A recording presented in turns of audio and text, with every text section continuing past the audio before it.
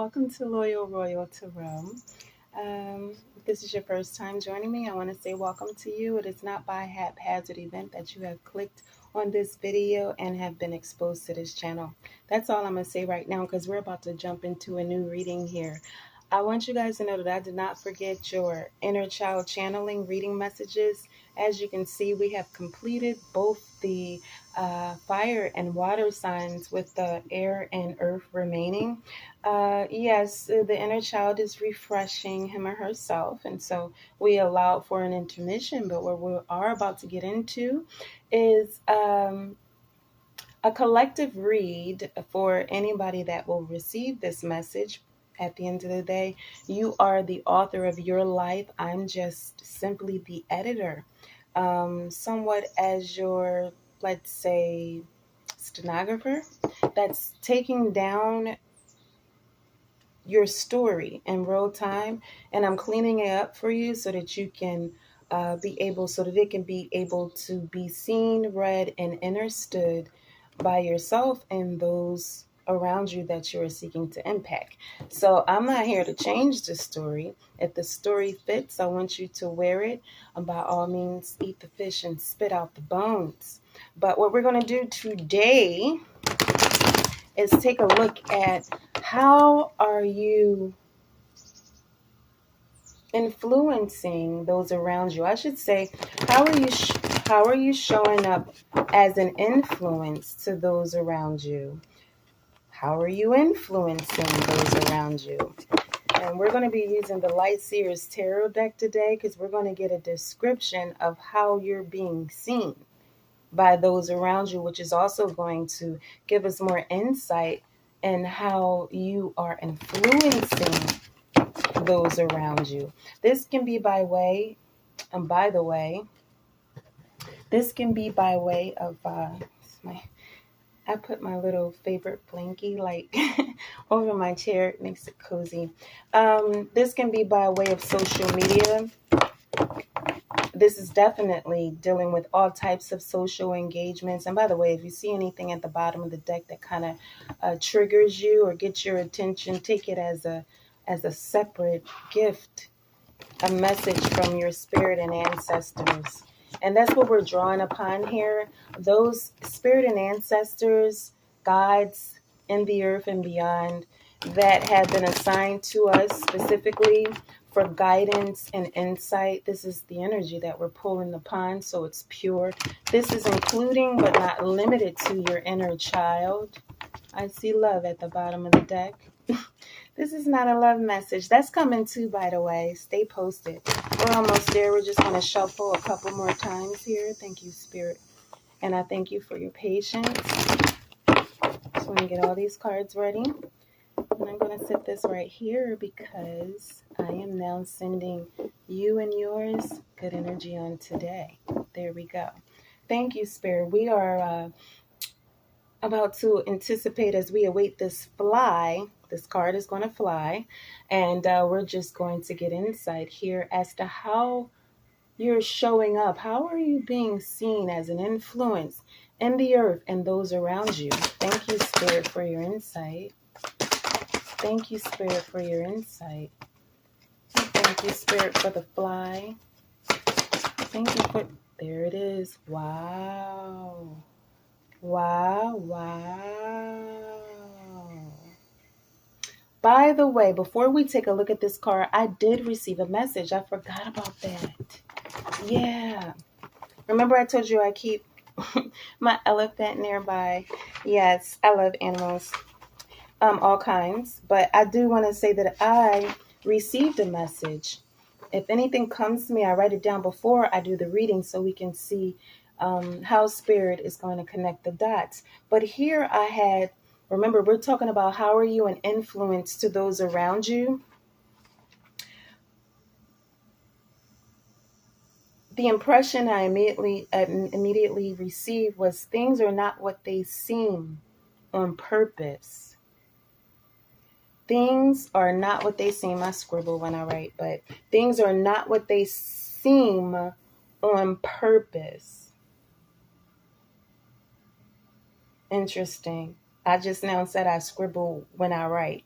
That's exactly the point that I'm making. You see, if I scribble, you really can't see. This is purposeful information, right? But if I scribble it, it might not look so pertinent or important, right? Things are not what they seem on purpose. I purposely write like that so that no one else can easily read what it was written. It's just, especially if it's private information. But this is the message that I'm receiving from Spirit in regards to how you're being seen. I also got the impression isolation breeds population. Isolation breeds population. All right, and now we're going to start your reading with those two thoughts in mind. Okay, so at the bottom of the deck, remember we talked about the bottom of the deck is the root of your reading. We have the Four of Swords. So overall, we were getting how are you influencing those around you? And you're showing up very serene, peaceful, unbothered, calmed. I'm saying calmed, CAL as in life, M as in move, ED as in doctor. Calmed. This is very calmed energy. I want you to take a deeper look. That's why I like pictures. We're talking about the Four of Swords. Whenever we hear swords here in tarot, it is communication, it's air energy. This energy is carried by Aquarius, Libra, and Gemini. You may be connected to this sign. You may have it in your chart. But the Four of Swords is about communication. And the Four of Swords is also about the truth. Swords is very cutting energy because it conveys a truth in some form. Think of airwaves, in some form of moving communication. Well, what I see here at the bottom of the deck with the Four of Swords being revealed is that you're showing up as tranquilized. Tranquilized generally is someone who's been sedated. They've been given some type of antidote or whatever it is to put them in a tranquil. When you're in a tranquil state, you're in a place of bliss, oftentimes beyond your control. But here it looks like this is a choice. This is a chosen place of peace. And look at her. She's in a fetal position. Studies have shown that when we're in the fetal position, we're nourishing self. You may find some couples, like people that are married that share the bed with each other, but instead of holding each other, their backs are turned in this direction as we see here, where one will be facing this way and the other facing that way in the fetal position. And it's been studied that that is a sign that there is lack of nourishment inside of the union or the partnership or the marriage, whatever. But in this case, she's in bed alone. As a matter of fact, she's in a nest. Yes. And her heart, she's at peace. She's left all life's issues related to the heart. She didn't kick it out her place or her space of rest. She just laid next to it in the fetal position, nourishing self. This is a symbolic to me of self-love, knowing one's worth, being content in who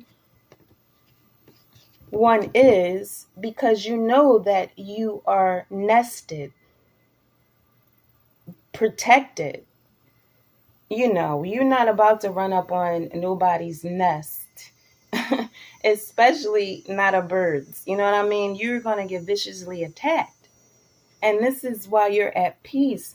So something surrounding your influence has a lot to do with your inner peace, knowing that you're divinely protected. Wow. So that's at the bottom of the deck. That's how you're being seen at your core. And we're talking about how you're showing up as an influence. Then look at this. We have the Chariot. Beautiful card, isn't it? Ah, the Chariot. You really see? Chariot here is a major arcana. Whenever you hear me say the words major arcana, we're now talking about a major card. In tarot, we have suits, just like in a regular card deck, like diamonds and spades. You'll see we'll have cups and swords, and you'll be like, what's that and what's that? It's going to be explained. But this is different. This is not a suit. This is actually a major arcana, which means it's a major word. And the word here is the Chariot.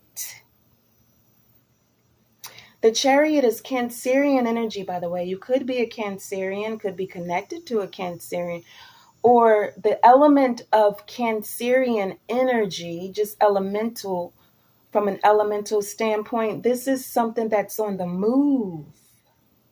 Look at the contrast here.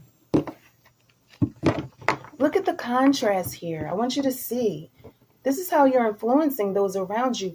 They see that even though you're on the move, you could be moving something. There could literally be a movement of some sort.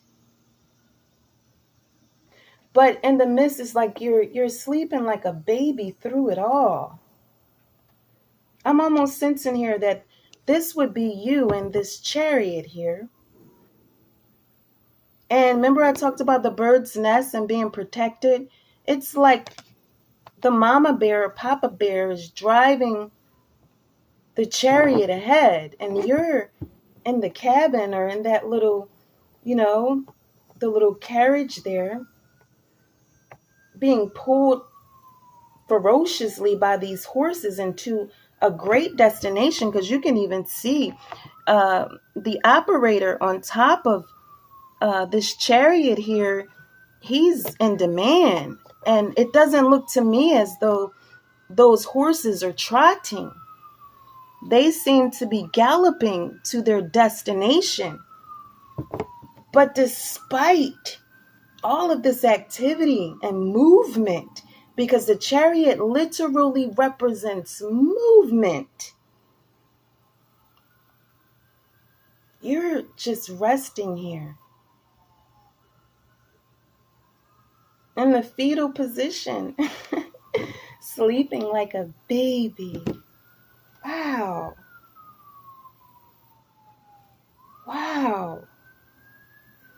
Yeah, can you really get a look at his face? He almost looks like, yeah, we got this. And you're in here just cozied up in the fetal position, chilling. Isolation breeds population. This looks pretty isolated to me, doesn't it? Isolation breeds population. That was the message that came to me by way of an impression. You're being carried by a force bigger than yourself? Wow. Let's get more information, Spirit. We thank you right now. I'm going to clarify. I'm going to put this card to the side because it was the bottom of the deck. I'm going to remember that as being the bottom of the deck, and I want you to remember that also. And we're going to clarify the Chariot. When I say clarify, it means to get more information about this card. Since it's a major arcana, when a major card shows up, it's big. It's speaking a statement. We know something is on the move here. You're showing up on the move with serenity. Something is serene about this scene, even though it's propelling forward. Thank you, Spirit, for clarifying the chariot. Thank you, Spirit. Clarifying the chariot. Thank you for the fly. We thank you, Spirit. Thank you. It's coming. Thank you, Spirit. For clarifying the fly. Thank you, Spirit. Thank you. We won't rush you, Spirit. Thank you. It's coming. You're traveling somewhere. It's like you're arriving at your destination. I feel it as I shuffle the cards. I'm waiting for a fly. One of the cards fell. Ooh. Excuse me. We're waiting. While we were waiting for the fly, I thought about the word fly. Like you can literally be traveling somewhere by way of a jet or a plane, even a copter, by air.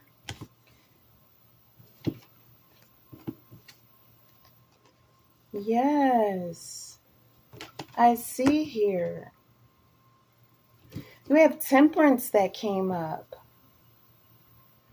Temperance is about balance and patience and discipline. I'm sensing here this bottom of the deck had everything to do with your ability to not be swayed by disruptions. In other words, there's a story, and I'm not a Bible thumper, but I eat all books. I read all books, and I eat the fish and spit out the bones. You know what I mean? Because information is vital, and it can be found just about anywhere, even if all the information is not solid.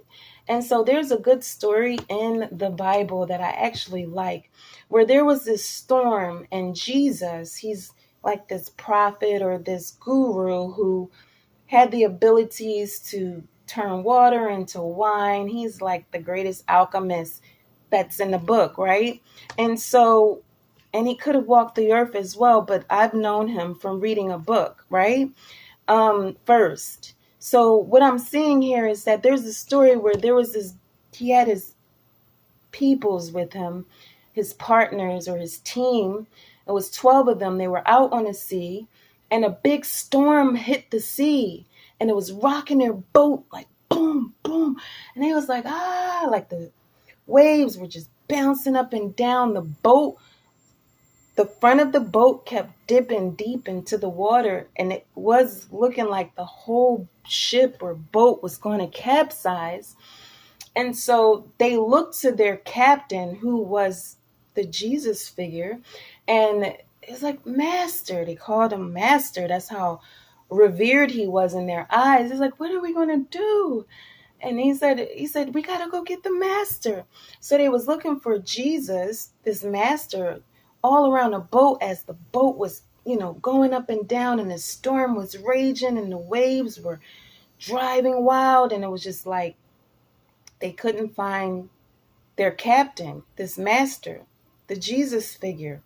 And lo and behold, Jesus was at the bottom of the ship sleeping while this storm was going on. And so they frantically shook him and was like, Jesus, how could you sleep at such a moment like this? Our ship is about to capsize. And he just raised himself up and was like, peace, be still. All is well.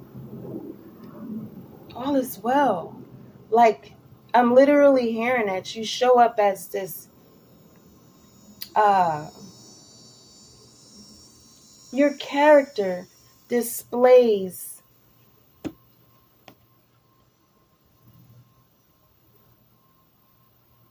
a form of resilience that's silent in nature. Your resilience is like a quiet storm that passes. That's why if you ever look at the word resilience, Silence is in the word resilience on purpose.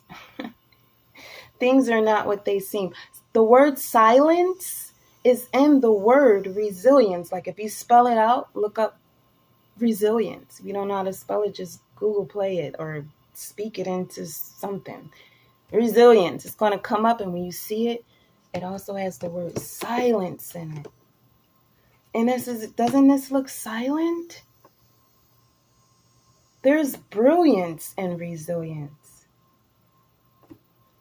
I don't know. I just kind of coined that tone, that phrase myself a while back, and I found a lot of peace in it because it's true.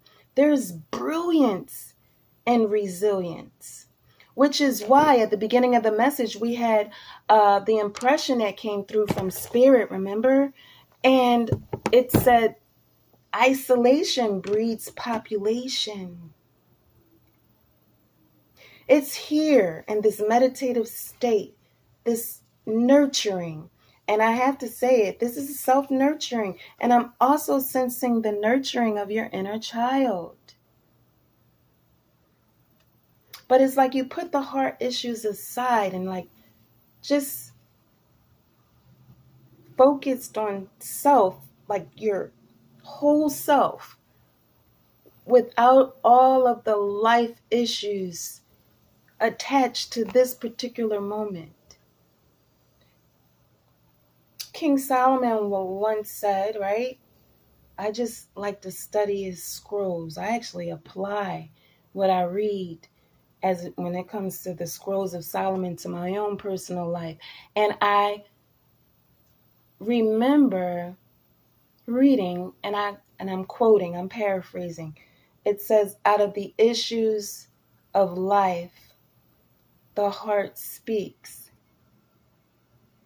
Out of the issues of life, the heart speaks. And so this is why it's silence here, right? Remember we said that you have a sort of a resilient silence. It's peace in the midst of something that you have to press beyond because temperance is here. This is how you're influencing those around you. It's your patience. It's your ability to be calm in the midst of the drama. That's drama. DRAM. In the midst of just drama, you have the ability to be calm. You're not swayed.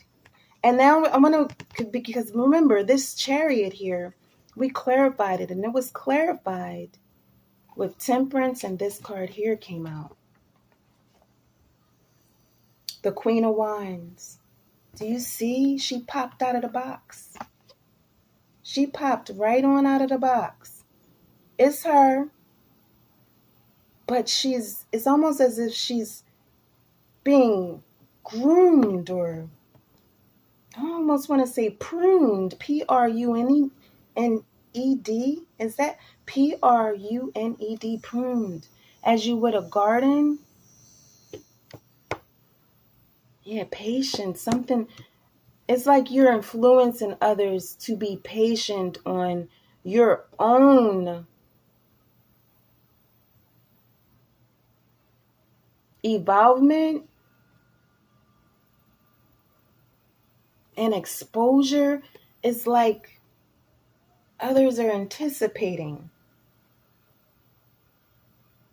Your anticipation influences them in some sort of way. And look, she's like, see? See? This is how I did it. It's called rest, relaxation, restoration, rejuvenation. This is so cool. All right, let's get a love message here. This is a beautiful message. Let's get a love message.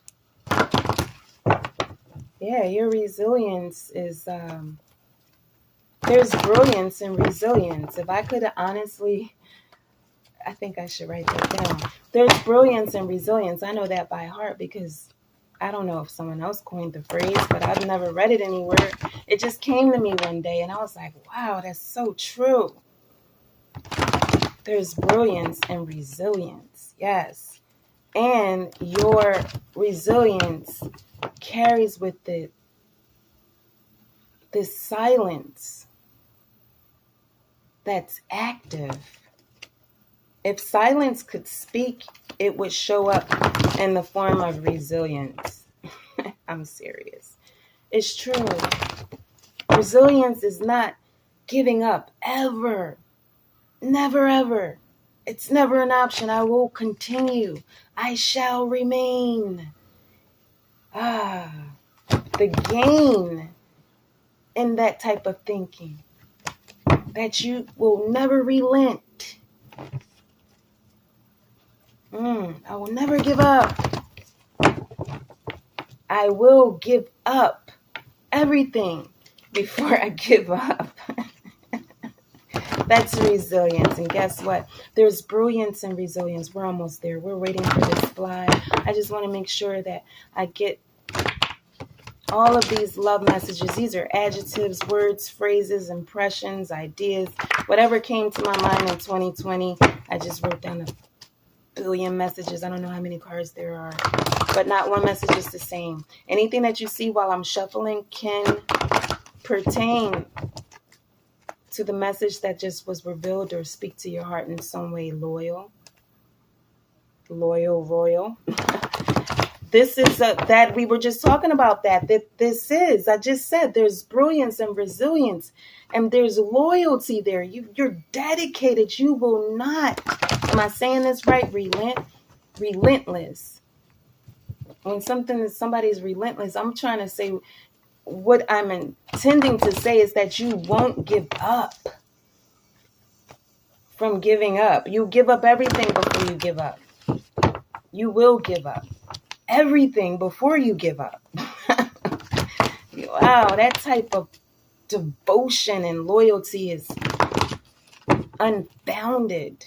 Thank you, Spirit. We're almost there. I think that's enough. Don't you? Okay, thank you for your patience. So get this love message and we'll wrap it up.